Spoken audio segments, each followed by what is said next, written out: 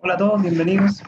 Vamos a dar inicio, son exactamente las 11 de la mañana, así que vamos a comenzar con esta reunión abierta para todos quienes estén interesados en conocer un poco más sobre la tecnología SLAM y precisamente esta nueva solución de mapeo automatizado, ¿cierto? Llamado MSN Overmap, modelo Overmap, que de alguna forma se califica como el sensor más versátil del mercado. Ese es el tema central de hoy. Les vuelvo a agradecer a todos por estar acá reunidos con nosotros y aprovechando un poco de su tiempo, así que vamos a dar inicio. Hoy día me acompaña José Paulo Muñoz. Con él hemos estado desarrollando esta solución hace un par de meses y nos sentimos de alguna forma preparados para poder mostrarle de qué se trata, ¿cierto? En forma teórica, también un poco práctica, en lo que hemos podido poder desarrollar en este tiempo. Así que voy a admitir a algunas personas que aún están en la sala de espera. Y bueno, me presento también, mi nombre es Cristian Orellana, soy parte del equipo de geomática de Microgeo y veo la parte del desarrollo de negocio, principalmente en las áreas de minería, construcción y también manufactura. Así que eso es contarle un poco sobre de qué va a tratar este webinar en términos de cómo lo podemos hacer un poco más fluido, ¿cierto? Para que ustedes puedan participar también. La idea es que ustedes puedan ir dejando las preguntas en el chat. Cada pregunta que ustedes tengan o alguna duda que podamos resolver, lo vamos a hacer acá en vivo. Si no, nos deja la tarea y también nosotros nos comprometemos a responder las preguntas. También este webinar está siendo grabado, entiendo, sí, está siendo grabado. Así que las vamos también a disponibilizar en nuestras redes para que lo puedan revisar cuantas veces quieran. Ya al último de la reunión también los invitamos a abrir el micrófono. Si no hay dudas, en realidad siempre es bueno poder comentar o saber cuáles son sus impresiones o qué es lo que podemos mejorar de la solución para poder tener feedback con la marca, ¿cierto? O a dónde podría apuntar también algún nicho de negocio en donde nosotros no lo estamos visualizando.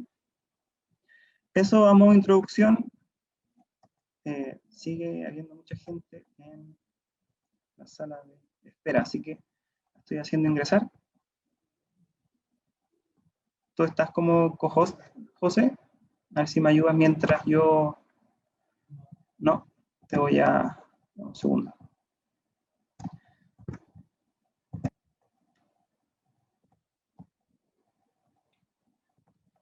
Juan, acá. Ahí sí. Entonces tú vas a poder ver a la gente que está entrando para que me ayudes mientras yo estoy con mis puntos. Bueno, hablando de la agenda, queremos contarles sobre, primero, quién es Emerson, ¿cierto? Cómo se ha transformado esta empresa en este corto tiempo que lleva de vida. Hablar un poco sobre la tecnología SLAM, ¿cierto? Ahí nos va a ayudar José hablando de qué se trata, cómo la podemos entender desde el punto de vista del posicionamiento sin necesidad de tener GPS, ¿cierto? Como un sensor propio. Y luego vamos a hablar ya de fondo en las características de este sensor LIDAR, ¿ya? Que estamos mostrando, y mostrarles también la versatilidad, los niveles de autonomía, cómo podemos ir haciendo un upgrade de esta solución en la medida que vamos requiriendo ciertas herramientas para poder levantar, ¿cierto? Mapear sitios confinados principalmente y siempre apuntando al tema de la seguridad. También vamos a mostrar una parte más práctica en donde vamos a mostrar cómo se generan estos datos masivos, cómo puedo llegar a un punto en la final para ser trabajado en un software tercero. Y vamos a finalizar con algunas aplicaciones y casos de éxito que hemos tenido a través de la marca y también propios, para poder mostrarles en qué situaciones podemos hacer uso de esta tecnología, ¿cierto? Y poder materializar algunos resultados. Eso en principio. Bueno, hablando un poco de Emerson, Emerson es una empresa australiana, ya que tiene cerca de 3 años de conformada, se fundó en el 2018, y nació como un spin-out del grupo de sistemas autónomos y robóticos, que es un grupo de investigación de Australia. Por lo tanto, de ahí derivó esta empresa Emesen con todo el desarrollo, ¿cierto?, de la automatización con datos LIDAR, ¿cierto? Y la llevó a cabo con este producto que es Overmap. ¿Qué es lo que busca Emesen? De alguna forma es automatizar, ¿cierto?, la recopilación de datos en entornos desafiantes, en entornos hostiles o agresivos, ¿cierto?, para poder brindar mayor seguridad de forma revolucionaria y poder llegar a tener datos en donde antes prácticamente no podíamos tener. En cuanto al agreement que tenemos, bueno, nosotros somos Microgeo, ¿cierto? Somos reseller autorizado por la marca Emesen, y actualmente tenemos disponible esta solución para ustedes.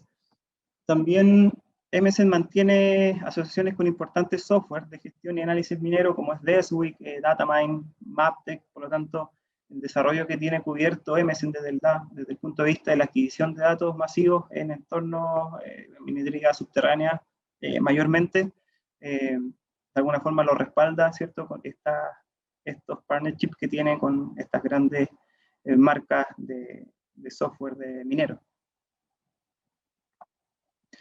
Bueno, y todo el desarrollo de este sistema se basa en el sensor LIDAR Velodyne, BLP16, que actualmente se llama POC-Lite, en donde existe un acuerdo entre Emesen y Velodyne para poder usar estos equipos y poder usarlos de base para toda la automatización que tiene en cuanto a los niveles de autonomía que más adelante vamos a mostrar. Bueno, eso bien rápido, de acuerdo a quién es Emesen y cómo nosotros estamos asociados hoy día con este acuerdo para poder trabajar sus productos. Ahora vamos a mostrar un poco de qué es lo que se trata, ¿cierto?, la tecnología SLAM, para poder contextualizar, y más adelante vamos a avanzar con detalles sobre las especificaciones técnicas de esta solución. Lo dejo con José. José va a ver ese punto.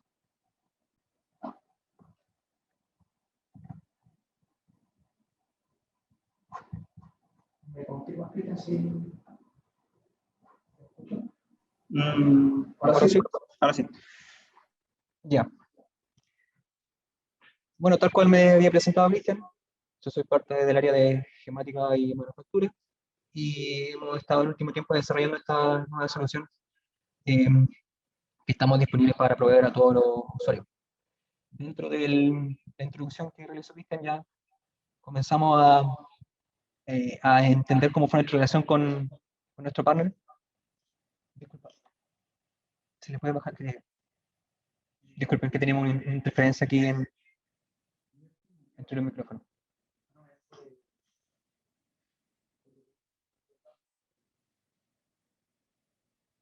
Sí, ahora sí.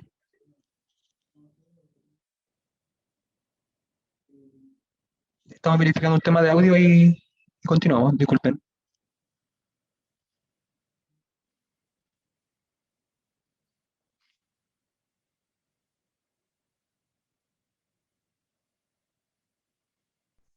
Tendríamos que en primera instancia contextualizar qué es la tecnología SLAM y la tecnología en la cual se basa este sensor LIDAR para adquirir la información geoespacial en terreno. Por lo tanto, ¿qué vamos a entender como SLAM? Una localización y un mapeo simultáneo, ¿cierto? Si desglosamos estos dos conceptos, podríamos hablar de localización y mapeo. Entonces, dentro de lo que es localización, podríamos establecer que determinar una posición en un mapa o un espacio, ¿cierto? Y el mapeo es crear el mapa a partir de la ubicación determinada, ¿cierto? En definitiva, ¿cómo podríamos vincular estas dos adquisición de datos o producto final a partir de lo que es la tecnología SLAM? Esta tecnología SLAM, en definitiva, la podemos definir en términos duros como determinar la ubicación y crear un mapa de manera simultánea en tiempo real, cosa que antes no lo podíamos realizar. Todo esto pensado finalmente en vehículos o en robots, ¿cierto? En los cuales se pueden ir desplazando y en tiempo real van a ir determinando su ubicación y generando el mapeo. Nosotros, ¿cómo lo podemos traducir en nuestra área ya de adquisición de datos duros? Podríamos pensarlo a partir de la incorporación del sensor LIDAR en un vehículo aéreo no tripulado, ¿cierto?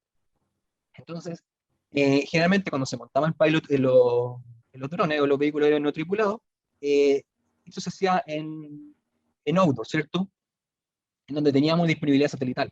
Por lo tanto, la posición y la ubicación del sensor, en este caso de la aeronave, iba a ser demarcada por la conexión en tiempo real que existe con los satélites.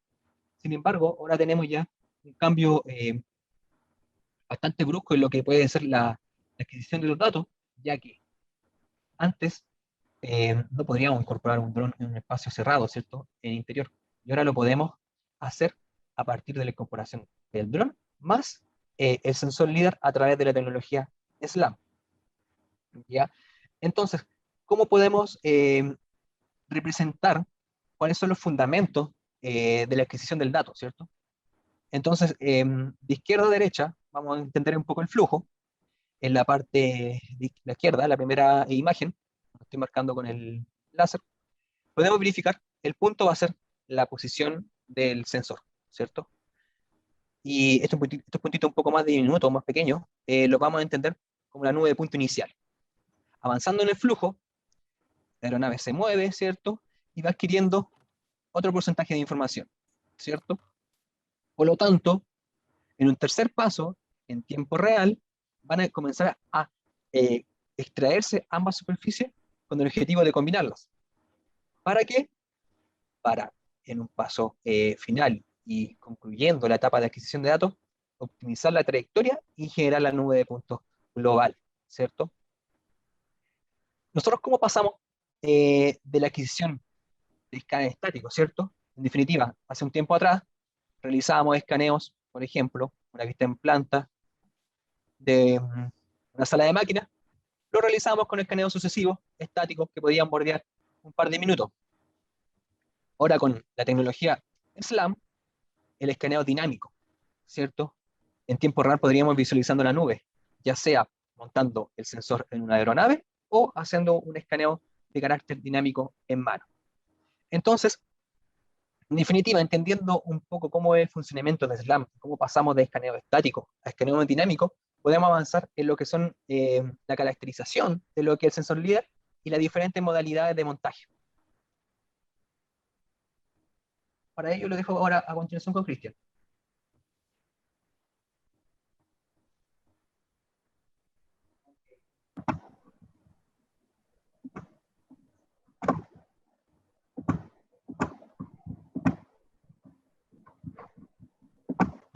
Ahí estoy yo entonces. Acá, sobre las características del sensor, ¿cierto? Estoy bien con la demo. Okay. Bueno, hablando un poco de los datos duros del equipo, como les comentaba hace un momento, este es un sensor, se apoya en un sensor Velodyne Puck Lite o VLP16, ya tiene la capacidad de medir hasta 300.000 puntos por segundo. Ya, esa es la capacidad de datos que es capaz de almacenar el equipo en la medida que se va moviendo, ¿verdad? Tiene un alcance de 0.4 a 100 metros, ¿ya? Tiene doble retorno, trabaja con intensidad, por lo tanto no necesita luz para poder trabajar, ¿cierto? Mantiene un field of view de 360 grados por 360 grados, por lo tanto, mientras gira en torno a su eje, también va girando en los 6 grados de libertad. La capacidad de almacenamiento interna es de 500 GB, por lo tanto, me permite trabajar aproximadamente 12 horas continuas, siempre y cuando tenga, obviamente, la alimentación correspondiente. Respecto a la alimentación, va de 12 a 54 volts, trabajo con cualquier conexión directa de la serie Matrix de DJI, o yo le puedo usar una batería, ¿cierto?, de litio para poder trabajar en forma de handheld. Bueno, se conecta directamente por Wi-Fi a la aplicación de interfaz gráfica por un navegador común y corriente. También le puedo dar Start o Stop al escaneo desde el botón, desde el único botón que mantiene el equipo en forma física. Y en cuanto al peso, mantiene un peso de 1.8 kilogramos. Ok, se define como la solución SLAM, o como la mejor solución SLAM del mundo. Yo creo que básicamente por la versatilidad que tiene, ya que no solamente puede trabajar llevándolo en una mano, mochila o en una cápsula, ¿cierto? Sino que también, como decía JP, se puede trabajar en diferentes grados de autonomía, aumentando la versatilidad de este equipo. Tiene datos precisos de alta resolución. Vamos a hablar de la precisión un poco más adelante. Este equipo obviamente no se georreferencia por sí solo. A pesar de eso, si yo estoy en ambiente abierto y trabajando con un equipo RPA, el equipo RPA es capaz de entregarle coordenadas de posicionamiento a la nube de puntos para poder tener una nube georreferenciada con datos navegados. En cuanto a los datos de salida, yo puedo tener nubes de puntos preparadas en formato universal, como son los puntos LAS con Z y LAS con S, para diferenciarlo, ¿cierto?, en cuanto a sus capacidades. Y también yo puedo exportar DXF y .pli en el caso de que lo necesite. Sabemos todos que los puntos LAS, ¿cierto?, son universalmente conocidos para trabajar casi con cualquier, o casi con todas las plataformas de trabajo de nube de puntos, por lo tanto, deja la puerta abierta y no restringe básicamente a ninguna solución para poder tener muchas opciones de trabajo y por lo tanto también me permite esa versatilidad para trabajar tanto en túneles como en temas BIM-SIM, trabajando con diferentes software. Bueno, en cuanto a los atributos, como lo decías, tiene una capacidad de poder discriminar la información que va adquiriendo, ya sea por intensidad, por rango, por tiempo, número de evolución, ¿cierto?, que puede ser 1 o 2, y también por el número de anillos. En cuanto a las características de la precisión, el LIDAR por sí solo mantiene una precisión nominal de 30 milímetros. En pruebas que se han logrado hacer en subterráneo, encontramos precisiones cerca de los 15 milímetros. Cuando se trabaja en ambientes outdoor, ¿cierto?, o mapeo abierto, esa precisión disminuye un poco, ¿cierto?, y podemos encontrar precisiones generales de 20 milímetros.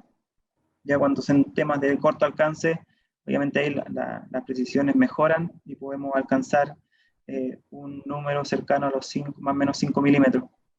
Ahí a la derecha ven ustedes una detección de cambio, ¿cierto?, que se hace enfrentando dos nubes y vemos que a 2 sigma y a 3 sigma cómo se mantiene la precisión en cuanto a los resultados. Y bueno, hablando ya, esto es como entrar a la tierra derecha de lo potente que tiene la solución. Esta solución tiene diferentes grados de autonomía, definidas por AL0, AL1 y AL2.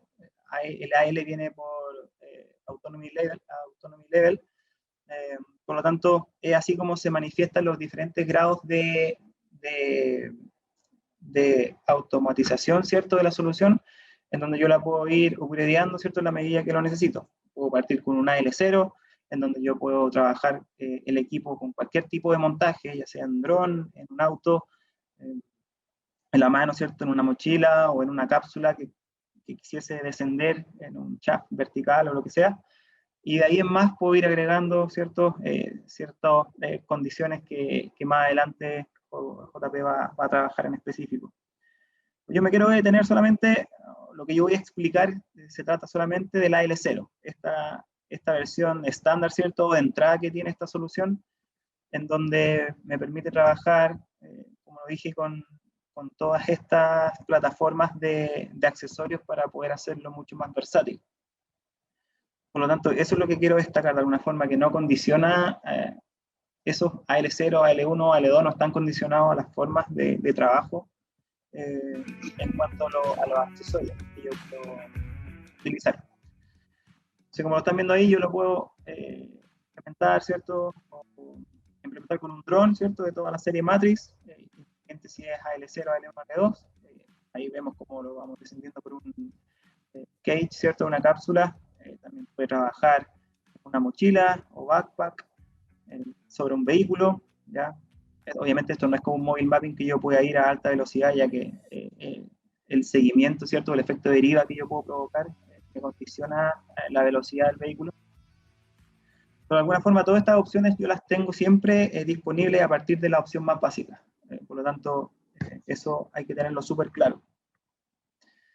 En cuanto a este nivel de autonomía cero, todo lo que yo soy capaz de hacer es desde, obviamente, mapear en forma de SLAM, trabajándolo como un handheld, todo en un software. No necesito de alguna forma un tablet, a menos que quiera ir visualizando la información en tiempo real. Sin embargo, yo puedo solamente trabajar con el equipo y y en la medida que vaya complementando información puedo ir procesándola en el software que viene. ¿Ya? Esto trabaja con un software propio que se encarga de después de aunar toda la información de trayectoria, ¿cierto?, con el sistema inercial que posee el equipo y la información LIDAR. Tiene una opción de fusión optimizada de nube de puntos, en donde el software me permite, si yo tengo suficiente traslape, poder ir complementando zonas, ¿ya?, sin necesidad de tener un software tercero para poder unificar el proyecto. Más de 20 parámetros de procesamiento, depende de las condiciones. En minería hay muchas características que permiten hacer un buen SLAM. En outdoor depende mucho de las condiciones. Por ahí dicen que mientras menos características, ¿cierto?, tenga el equipo para poder hacer el seguimiento, más iteraciones voy a tener que necesitar para poder tener una nube de puntos mucho más de buena calidad, digamos. La autogeolocalización, lo que les comentaba, si yo lo puedo trabajar en un dron, ¿cierto?, con la aplicación que viene para poder hacer rutas de vuelo de DJI Pilot, y puedo trabajar esa información de geolocalización para adherirla a la información de nube de puntos. Vuelvo a repetir, trabaja como un equipo portátil, en vehículo, mochila o cápsula, está habilitado para trabajar en dron. Existe una opción de colorización, que por ahí no la vamos a tocar tanto en este webinar, pero es posible usar una cámara GoPro al sistema para, además de tener una nube de intensidades, también puedo tener una nube de puntos colorizada, que de repente es bien útil cuando necesito distinguir cierto RGB dentro de la nube. Nube de punto en tiempo real, esa es una opción que se da recientemente con los nuevos firmware de este equipo, donde yo puedo ir realizando la medición y puedo ir viendo en tiempo real cómo se comporta y qué zonas debo cubrir de mejor forma para poder tener una nube de puntos sin sombra. El modo observación, ¿cierto?, que me permite tener un segundo tablet para ir viendo qué está ocurriendo en la medida que el equipo va trabajando, y obviamente la cámara en dron, que es una característica igual propia del dron.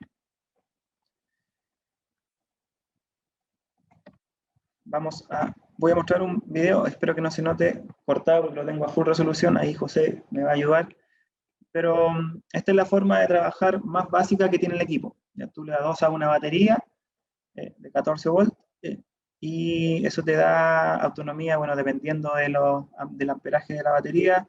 Nosotros hemos comprado algunas baterías que nos dan autonomía entre 30 minutos hasta más de una hora. Obviamente hay baterías que pueden andar sobre esos tiempos. Y bueno, tú empiezas a recorrer el lugar, siempre se recomienda poder cerrar el ciclo, ¿cierto? Hacer el cierre de bucle, que se llama, para poder mejorar la precisión y tener este cierre de alguna forma de la información para poder mejorar las precisiones. Entonces, a la medida que tú vas caminando, el equipo va girando en 360, ahí, por ejemplo, está dando mayor detalle a una zona característica en el caso de que quiera georreferenciar o usarla de apoyo para poder tener este dato y combinarlo con el apoyo topográfico que yo pueda tener en algún escenario, para finalmente tener una nube, un punto LAS, ¿cierto?, que puede ser cargado desde software open source, ¿cierto?, hasta software comerciales para poder desarrollar los entregables finales. Esto es un poco lo que nosotros podríamos conseguir en un recorrido de 5 minutos, poder tener este nivel de detalle en una situación enfrentada de registro manual, digamos.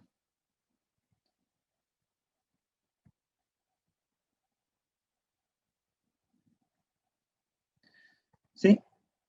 Eso en cuanto a la L0, un equipo súper potente, incluso en su entrada más básica, por lo tanto, permite hacer todo este tipo de cosas. Ahora lo dejo con José. José va a ahondar ahora en los niveles de autonomía AL1 y AL2, que son lógicamente los diferenciadores de esta solución frente a otro tipo de marca. José.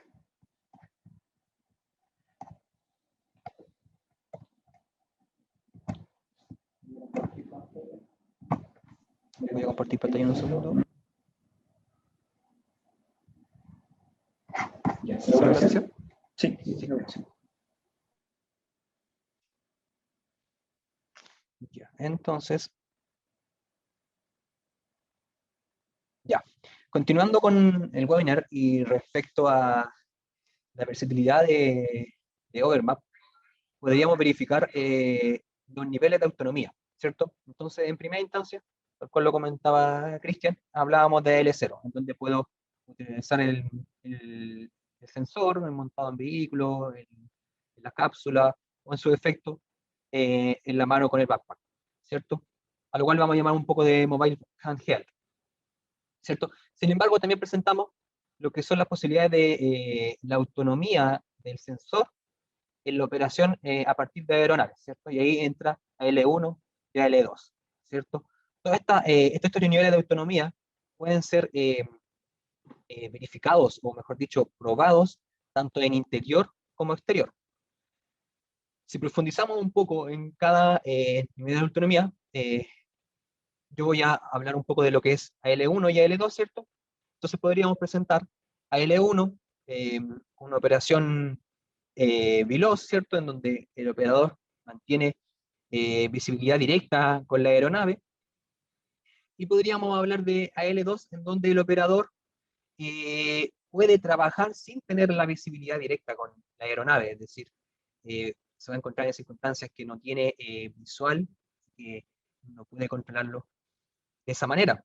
Sin embargo, eso se mejora con las capacidades que tiene MSEM para incorporar algunas cámaras para en tiempo real ir visualizando el desplazamiento de la aeronave misma. ¿Ya? Entonces, si profundizamos en algunas de las soluciones, vamos a entrar en primera instancia con lo que es AL1. Entonces, AL1, tal cual lo vamos a visualizar en esta animación, en esta vista de perfil de un caserón, la aeronave se desplaza hasta la zona en que tiene visual directa con el operador. Toda esta operación va a ser de carácter manual, es decir, el operador va a ir manipulando la aeronave y la va a ir desplazando. ¿Qué ventajas o qué suma a L1, ¿cierto? Vamos a complementar todo lo que tiene a L0, pero podemos verificando la operación de la aeronave con la tablet de DJI, ya sea con el montaje en el Matrix 210, en el Matrix 300, en la última versión, ¿cierto? O en su defecto, en el Matrix 600. Con las tablets podemos ir verificando y la manipulación de la aeronave. Podríamos también hablar de métodos de navegación, ¿cierto? En donde podríamos ir verificando si trabajamos en el exterior con un canal primario, se podría decir un método de navegación primario, con el GPS o GNSS, o en interior podríamos hablar de un método de navegación SLAM.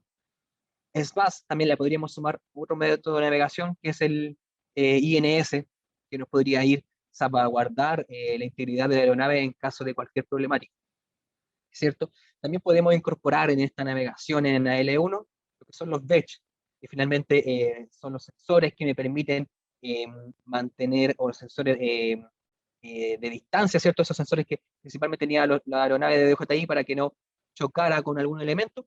Aquí lo mismo con los BECH, donde puedo ir configurando. El sensor en definitiva podría detectar objetos de hasta 1 milímetro, si no mal recuerdo. Por lo tanto, es bastante potente y revolucionario respecto a salvaguardar la integridad de los operadores mismos en el terreno. Otras ventajas que podría en algún momento yo activar algunos retornos a casa, y eso son en base a la adquisición de la nube de puntos, va a regresar al punto de partida. En eso podríamos englobar en algunas características de lo que puede ser AL1 en su nivel de autonomía. Si nos pasamos ya a L2, en donde la aeronave puede operar, ¿cierto?, de manera autónoma, a partir de waypoint, ¿cierto? Y ya no es necesario que el operador esté o mantenga la visibilidad directa con la misma aeronave. Tal cual se ve en esta animación, la aeronave se desplazó, bajó a la cota más baja, se podría decir, del caserón, y realizó el retorno a casa. Todo esto de manipulación la podemos ir presentando ya en el siguiente video.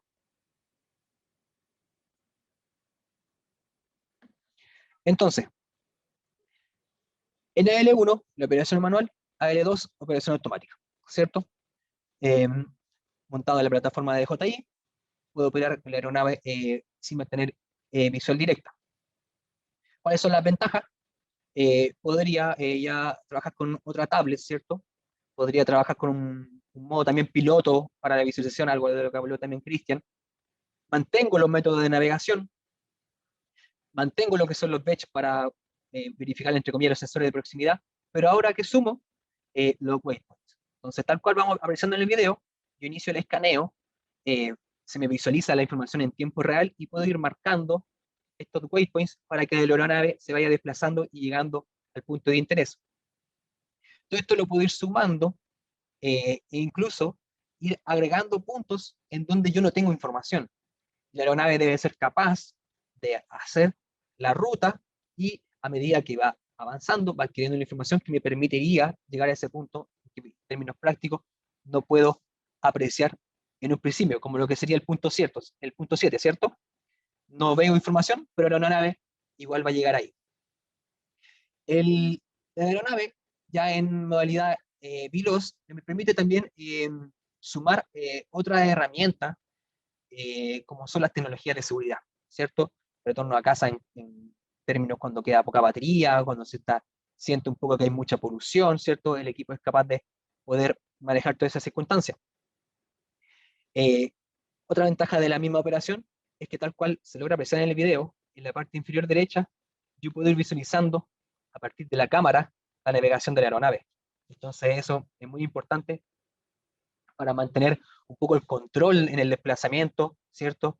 Cuando estamos trabajando en algún lugar en el interior, puede haber incluso desplazamiento de personas, ¿cierto? La aeronave lo va a detectar, pero es importante también tener esta medida de seguridad. Entonces, todo esto lo podemos tener en la versión full, que es AL2. La ventaja principal es la visualización de la nube. Entonces, a medida que va avanzando, yo voy visualizando y puedo tomar decisiones. Podría decir, me faltó información acá, que vaya de nuevo al punto de interés con un waypoint y la aeronave va a ir. En general, esa es una breve descripción de lo que es AL2 en su modalidad de la operación en BVLOS, ¿cierto? Sin embargo, dentro de la versatilidad del sensor, tenemos algunas características de seguridad, y esto es muy importante, ¿cierto? Podríamos tenerlo retorno a casa, el sensor es capaz de optimizar la ruta de regreso y va a tomar la ruta más corta, ¿cierto?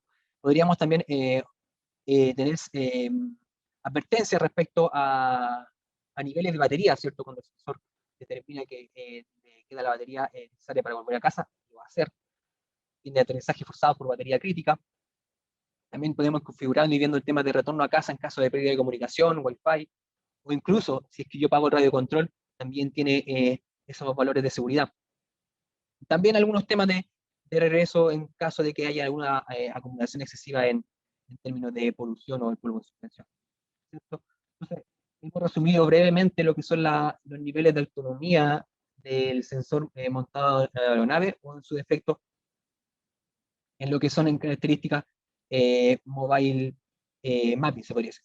A continuación yo lo voy a dejar nuevamente con Cristian, en donde se va a proyectar un poco lo que son parte de lo que es el flujo de trabajo completo. Ok, gracias José. Voy a volver a compartir mi pantalla.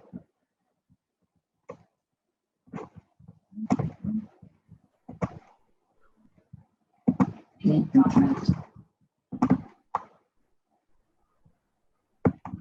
que es esta, a ver.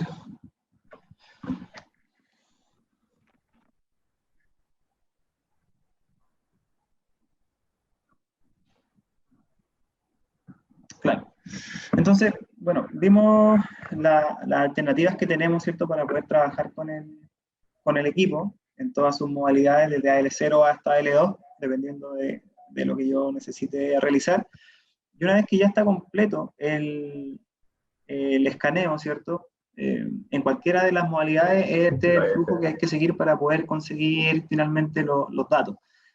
Tú lo que haces es, bueno, detener el escaneo, lógicamente, y involucrar una memoria USB, ¿cierto? Una compact 3.0, se recomienda para poder acelerar el traslado de la información automáticamente y sin necesidad de conectarse a algún computador. el equipo entiende cuáles son los datos que aún no se han descargado y los pasa automáticamente. Por lo tanto, tú no debes más que insertar en la memoria para que el equipo comience a depositar esta información en el pendrive. De esta forma, ahora me voy a un computador de prestaciones buenas, ¿cierto? Para poder realizar el postproceso de la información. Ahí, por ejemplo, estamos moviendo dos mediciones que se hicieron y que no se habían descargado, por eso se descargaron automáticamente al software que trae el equipo. ¿Ya? La solución trae un software, que es un software llamado MSN, que básicamente lo que hace es poder procesar toda esta información nativa que trae o que adquirió el equipo para poder conformar finalmente un archivo .las final para ser trabajado en otra plataforma. Entonces lo que se hace es básicamente arrastrar esta información desde el computador, ¿cierto?, al software, ¿ya? Para que el sistema empiece a reconocer la información y nos comente si es posible procesarla. Acá hay algunos perfiles que les comentaba que es posible determinar en base a la información que yo estoy adquiriendo. Ya hay perfiles estándar, hay perfiles de mayor iteración, hay perfiles cuando tengo pocas características, ¿cierto? Entonces, todos estos perfiles se pueden definir independientemente por archivo, en el caso de que yo tenga, por ejemplo, un escenario indoor en una medición, donde probablemente yo necesito un perfil estándar, y un perfil aparte, por ejemplo, para un levantamiento exterior, donde yo probablemente necesite mayor iteraciones, ¿cierto? O más compromiso del software para poder obtener una nube de puntos de buena calidad. Bueno, en ese sentido, el equipo, hablando de los tiempos, nosotros hemos evaluado que la cantidad de tiempo que se puede demorar el software en procesar la información es de 2 a 4 veces el tiempo que se midió en terreno. Por lo tanto, si yo estoy haciendo una medición con en este caso el equipo que tengo a mi espalda, un M210, de 10 minutos, por ejemplo, una medición de 8 o 10 minutos, probablemente el postproceso va a tomar 20 o 30 minutos para poder conseguir finalmente una nube de puntos preparada para trabajar en cuanto a la georreferenciación, ¿cierto? O los entregables topográficos que necesite desarrollar.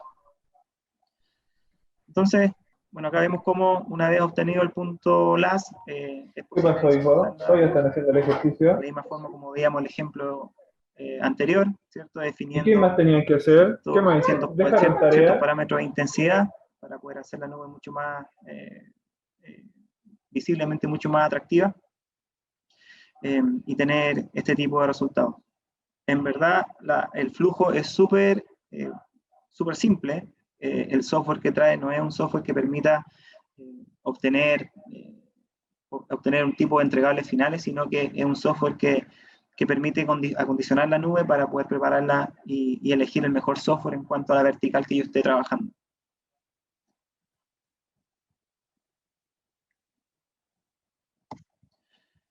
Sí, eso en cuanto al procesamiento de la información. Vamos a ver ahora hasta dónde nosotros podemos llegar con este tipo de tecnología, ¿cierto? Mostrando, haciendo una pasada rápida de cuáles son las aplicaciones en las que nosotros hemos visto es posible obtener buenos resultados con este tipo de tecnología. Para eso vuelvo con José. Él tiene alguna información bien importante para mostrar.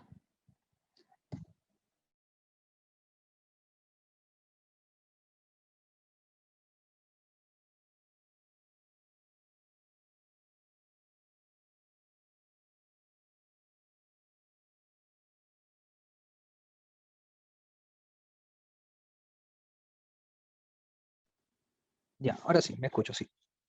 Ya, dentro de, tal cual lo comentaba Cristian, el entregable sería un archivo .las, ¿cierto? Existen otras posibilidades en términos de formato, pero el .las es un poco el más transversal para trabajar. Entonces, dentro de eso, podríamos comenzar a trabajar el archivo en distintas plataformas. Y las distintas plataformas me van a entregar el entregable que yo requiero. ¿En qué lo hemos visto aplicado y lo hemos aplicado ya en términos de minería subterránea? Podríamos ver control de excavación, ¿cierto? Ver espesores de chocre, ver perfiles. Ahí va a depender un poco la capacidad del software con el cual estemos trabajando. Lo que estamos viendo en el video ya es en aplicación para cálculo de perfiles transversales, en el software TCP Scanner, totalmente compatible con las plataformas. El software me permite, en definitiva, exportar el dato a un archivo .txf en el cual podría visualizar estos perfiles para, en términos prácticos, verificar la cuantificación en términos de los espesores, si hay sub o sobre excavación, ¿cierto? Esta sería una de las primeras aplicaciones duras que podríamos llegar a ver con el software, ¿cierto? Si seguimos avanzando en el flujo, también podríamos llegar a entregar valores respecto a o información relevante. Voy a encender el video en un segundo. Ya. Entonces, otras aplicaciones en minería podrían ser en caserones, en lugares finalmente inaccesibles, en donde por términos operacionales y de seguridad no es posible acceder, ¿cierto? Entonces, MSN en su modalidad de AL1 y AL2, o en su defecto, en alguna ocasión, para verificar chimenea, algunas cavidades verticales, ¿cierto? Podría incorporar el sensor en su modalidad L0, a partir de la cápsula del cage, y poder ir bajando el equipo para ir adquiriendo la información. Otra de las capacidades tiene el equipo para la adquisición de datos geoespaciales.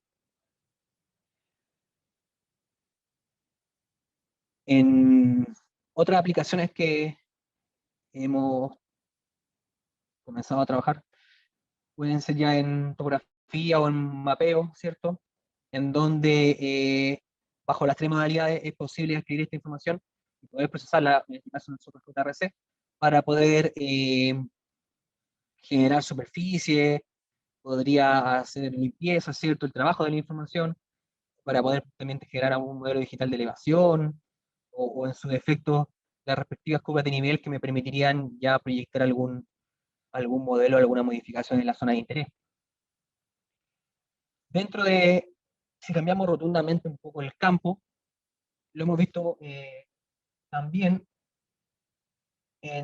aquí voy a compartir pantalla, si Cristian me confirma si se logra apreciar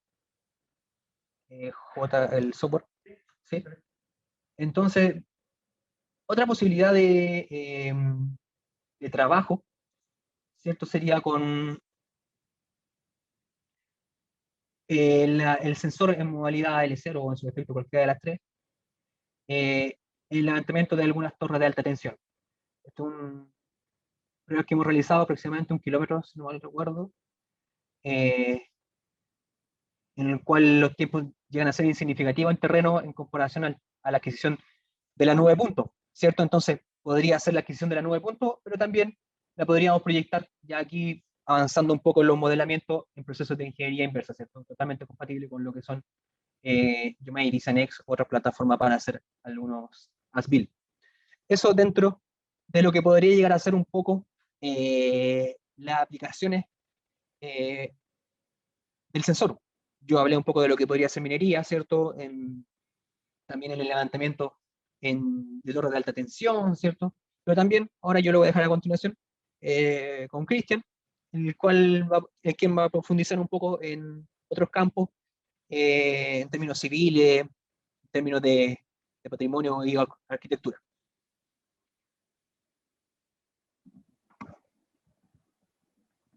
Ok, sí, bueno, en realidad esta solución está bien marcada en principio para trabajar en ambientes, como dije, agresivos, o en realidad se define como mapea lo inaccesible. Por lo tanto, si lo llevas a la práctica, obviamente que lo primero que se viene a la cabeza, ¿cierto?, es poder involucrar la solución en una cavidad, ¿cierto?, donde es súper difícil llegar.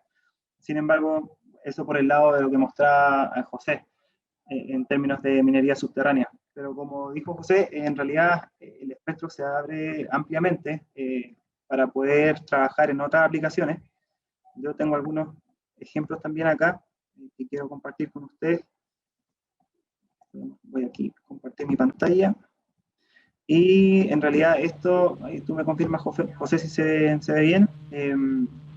Estos son, bueno, tiene que ver con topografía también, pero de alguna forma también se podría llevar al punto de vista forestal, ¿cierto? Desde la cuantificación de stock o hasta ¿cierto? Poder trabajar, ¿cierto? Las dimensiones del tronco para poder medir cuáles son los diámetros, ¿cierto? A la altura de pecho, datos que son relevantes en cuanto al análisis forestal, ¿cierto? También para poder medir, para poder cuantificar, ¿cierto? La cantidad de materia prima que yo puedo tener en ciertos sectores. Si bien este no es un equipo que esté acondicionado para trabajar grandes extensiones de superficie, podríamos hablar de que en un par de decenas de hectáreas podría cumplir su función a la perfección. Este es un tipo de aplicación. También les quería mostrar otro tipo de aplicaciones que nosotros hemos visto, que son del tipo ya más infraestructura, ¿cierto? Ahí José también me confirma si se ve.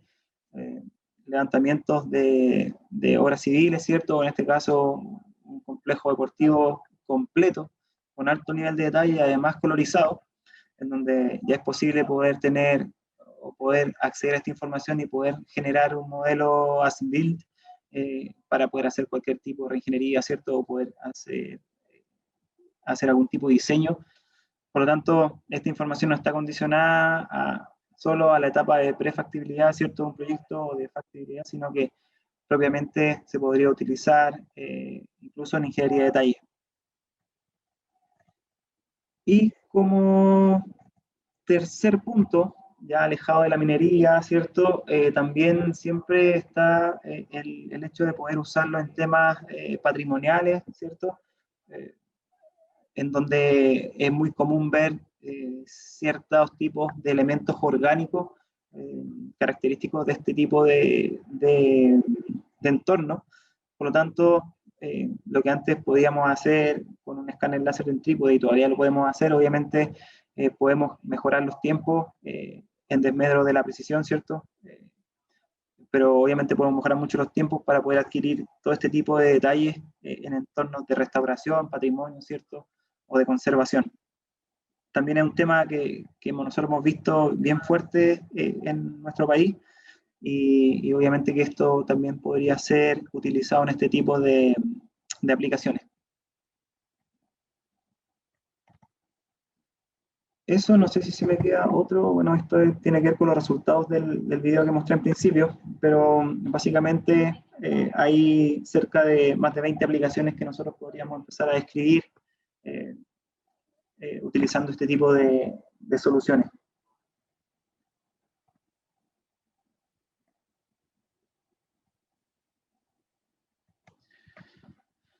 Bueno, eso.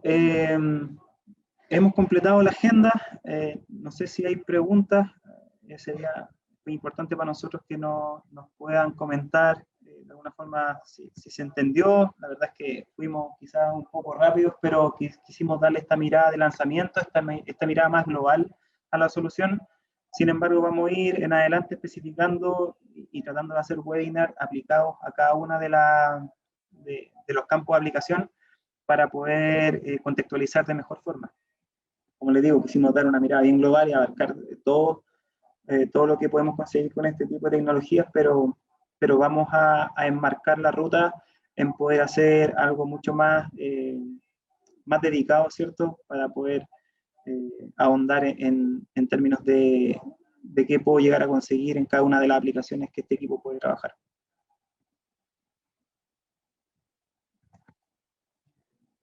Sí, hay preguntas, mira. Rodrigo Aguilera pregunta por los pulsos por segundo y la cantidad de retorno. Sí, en definitiva, es sensórico también, entonces serían 300.000 puntos por segundo y la cantidad de retorno son 2. La diferencia es que como es rotativo, podríamos decir que los puntos son efectivos. a diferencia cuando el field of view de algunos sensores en un solo eje, generalmente la adquisición de 9 puntos en términos de cuantificación un cuarto de lo que se indica por blockchain. Claro, sí, y no es algo que se pueda de alguna forma configurar si tú quieres utilizar el primero o segundo pulso o trabajar a distintas tasas de adquisición, como por ejemplo trabaja el sensor LIDAR L1 de DJI, en donde tú defines a qué tipo de retornos quieres trabajar y con qué tasa. Acá el sensor siempre trabaja en su máxima capacidad y de ahí en más lo que se pueda hacer en postproceso se hace en esa etapa.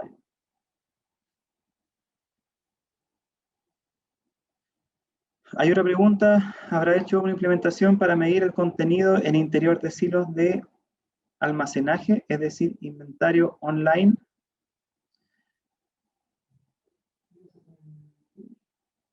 Sí, o sea, yo lo entiendo, ahí quizás hay que profundizar un poco más en la pregunta si se busca quizás automatizar, ¿cierto? Dejar un equipo fijo 24/7 que esté entregando un número de volumen, ¿cierto? Al personal de abastecimiento, ¿cierto? Hasta ahora yo no lo he visto con Overmap. Sí, o podríamos usar... hay otras aplicaciones que están preparadas en cuanto a los ambientes que son mucho más agresivos en ese tipo de condiciones, pero al menos yo no lo he visto en este tipo de soluciones. Dejarlo fijo y que sea capaz de medir y automatizar. De todas formas, creo que es una solución que se puede solucionar con otro tipo de equipos y que podrían ser de alguna forma, que la inversión quizás no sería tan dura en un principio.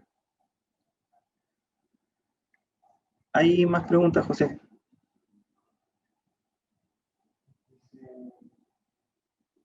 Patricio Pereira, ¿esa la lees tú? La precisión sería muy flexible y se puede usar en muchas áreas. La precisión será la frontera para sus usos. Sí, bueno, más que pregunta, claro, sí, sin duda está condicionado a lo que tú quieras conseguir. Por ejemplo, si queremos evaluar Chocret y te condicionan el Chocret a poder tener una dispersión de milimétrica, ¿cierto? De 2 o 3 milímetros, probablemente necesitemos un equipo estático que sea capaz de conseguir esas precisiones. Pero, claro, viene dado de la precisión que busque el cliente final de acuerdo a los resultados que quiera conseguir. Entonces, estamos súper de acuerdo en eso, Patricio. Aldo Vidal dice, ¿cuánto reduce la autonomía del dron M300 en el peso del LIDAR? Por ejemplo, si lo vemos en el M300 debería rondar entre 25 y 27 minutos de la operación. Eso debería ser. En el M600 debería bordear unos 20-22 minutos próximos. Eso con el sensor. Con el sensor incorporado. Con los, entre comillas, serían 1.8 kilos extra, ¿cierto? También considerar que sobre el M300 se podría incorporar el sensor, el error más tradicionalmente en la parte superior podría montar una cámara, ¿cierto? Ahí se podría reducir un poco los tiempos en relación al peso del otro pilot que le incorporaría. Claro, el Street Record con el M300 y el pilot del SLAM Overmap deberían ser 25 o 27 minutos. Condiciones ideales. Correcto. Ya. Acá hay otra pregunta. Cuando se habló de dron, mucho de la autonomía ya viene por defecto en DJI. ¿Cuál es el aporte en ese sentido de SLAM? Es una buena pregunta.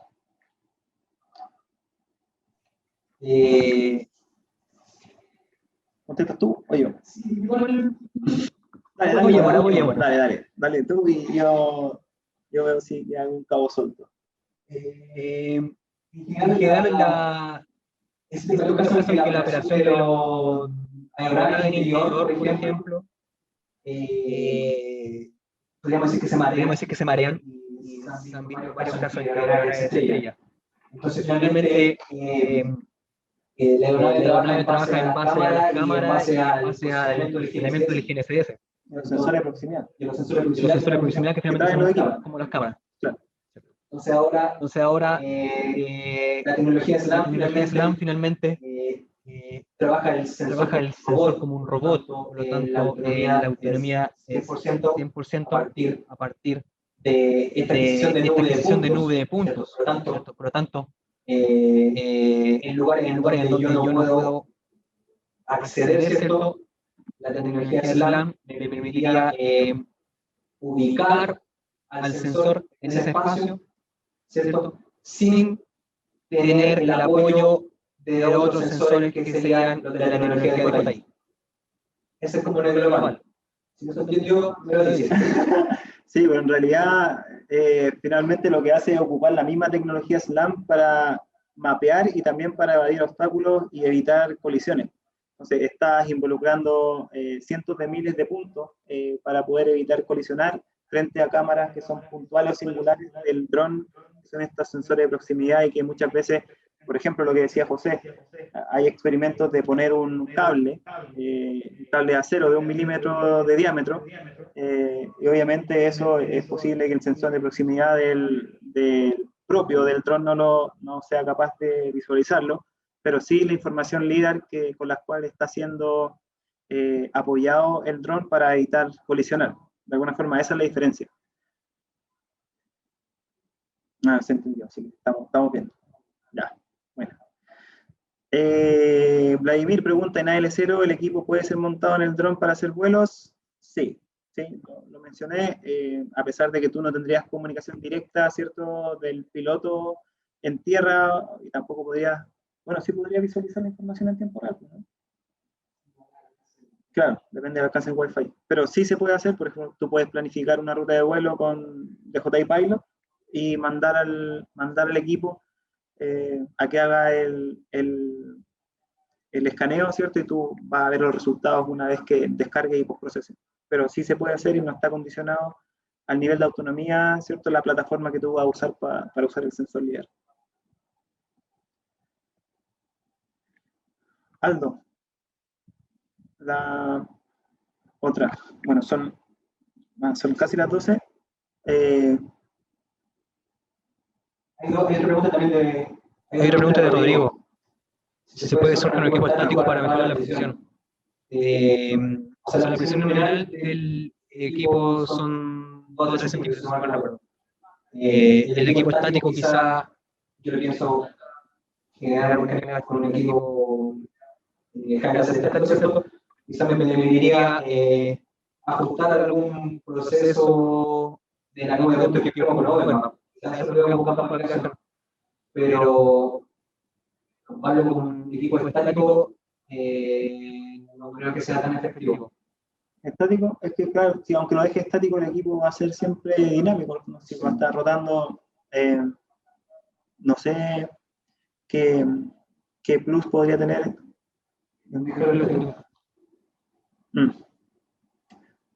Quizás se lo meto con otro equipo estático, sí, para mejorar un poco la precisión de la global, quizás. Claro, como para la precisión absoluta. Sí, yo creo que por ahí puede ir algún tipo de combinación de datos más que de dejarlo estático, porque perdería su función vital, que es poder hacer este tipo de mediciones SLAM en forma dinámica. Hay otra que dice, ¿se puede instalar en equipo de construcción 2.0? ¿Se puede instalar en equipo de construcción o en equipo de minería subterránea? ¿Es recomendable pensando en la vibración? Yo lo he visto trabajar en los casos en donde hay que medir algún caserón y la boca del caserón sea demasiado restringida, incluso para el dron. Lo he visto trabajar en los jumbos posicionados en la punta, ¿cierto? Para poder involucrarlo y poder tener una medición segura, obviamente sin tener que involucrar a alguien o personal de topografía a hacer la medición. En esas condiciones sí lo he visto.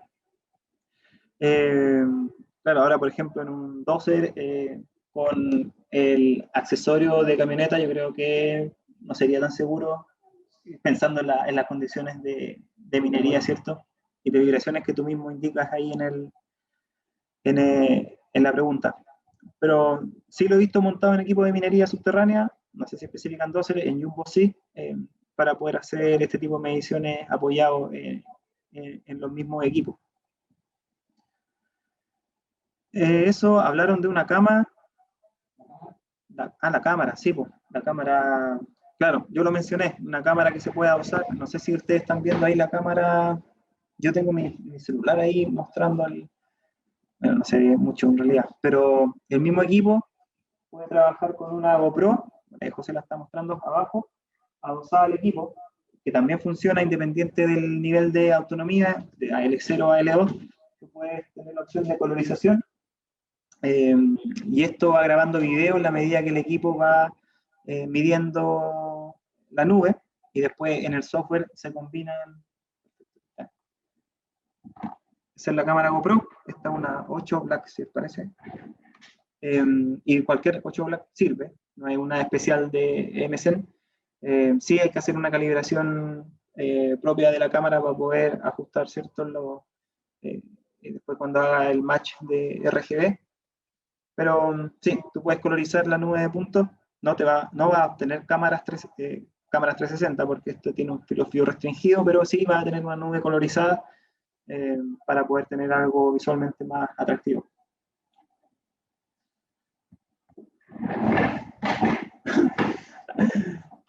Ya, bueno, vamos a leer las últimas preguntas. No sé si hay otra, no, parece que estamos con las preguntas.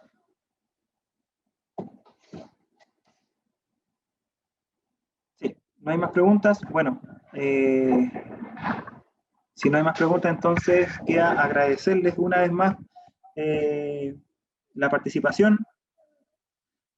Nosotros estamos constantemente haciendo varias pruebas con estos equipos independiente del campo de aplicación, por lo tanto, estamos también abiertos a poder mostrarlo y cualquier opinión, ¿cierto? O pregunta que ustedes tienen, las pueden hacer llegar directamente a nosotros. Por ahí nos dejamos el correo, pero no sé si José puede dejar algún correo en el chat. Ahí está, soporte.geomática, nosotros lo ayudamos y obviamente lo asesoramos técnicamente para poder ver si esta solución encaja en alguno de sus requerimientos o en algunos proyectos que ustedes estén trabajando.